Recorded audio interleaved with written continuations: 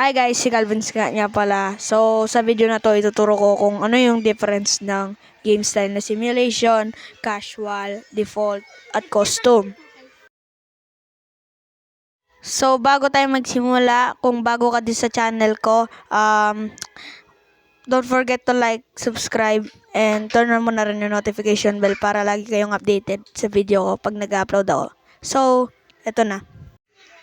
So, kung nagtataka kayo kung ano yung dunk package ko, so ito, kopyahin nyo na lang. Papakita ko na lang sa inyo. Ayan, screenshot nyo na lang kung gusto nyo kopyahin. Ayan yung mga dunk package ko. So, puro tomahawk dunks, 1 dunks lang, ganun. Ayoko talaga kasi yung mga 2 dunks na 2 hand. Kasi pangit talaga sa sa highlights. So, yun nga, tara, start na tayo. So, Kuya Calvin, ano nga pala yung game style? So, hindi yung style na nasa isip mo, no? So, makikita mo lang yan sa game settings.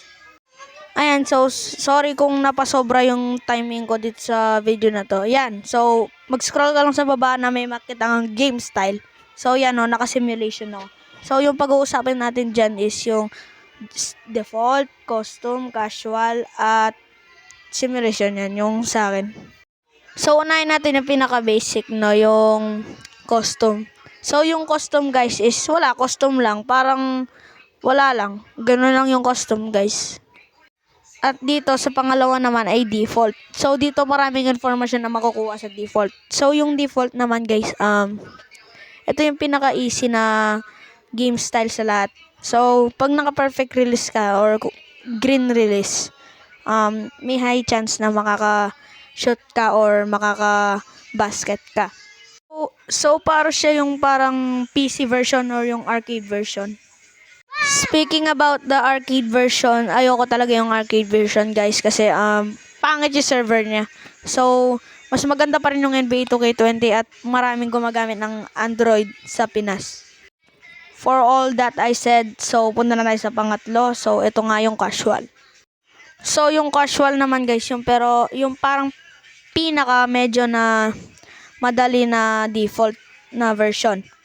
Kaya nga basic. So, parang sa gaming casual. So, parang ganun. Parang laro-laro lang. So, yun nga yung casual, guys, no? Parang default lang rin. Kaso, ito yung pinaka medyo madali. Pero, mas madali talaga yung default kesa dito. So, ito na yung pinakahuli, guys. So, ang simulation game style. So guys, ang simulation game style, ito naman yung pinakamahirap sa lahat ng game style dito sa NBA 2K20 Mobile. Dahil ito yung pinakamahirap, explain ko yan bakit. Ginagamit ko kasi yung simulation, guys. I-explain ko na to, no. Bakit mahirap to? Dahil pag ginamit mo yung simulation game style, so pero karamihan kasi sa kanila din nila nararamdaman yung pagkakaiba. Pero talaga yung simulation game style is mahirap talaga siya. Kahit naka-perfect release ka, mababa pa rin chance na ma-shoot sa basket.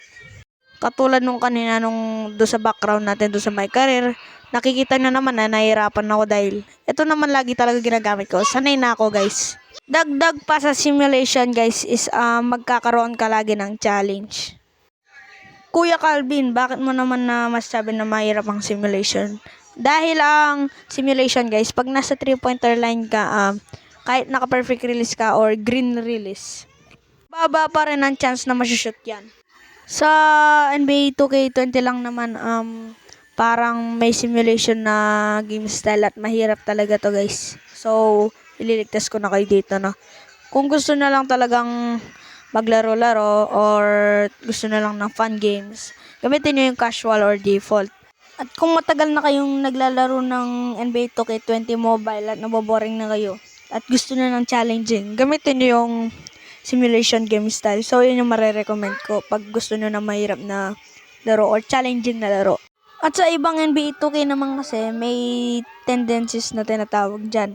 So, ang tendencies yung parang umihirap talaga yung laro.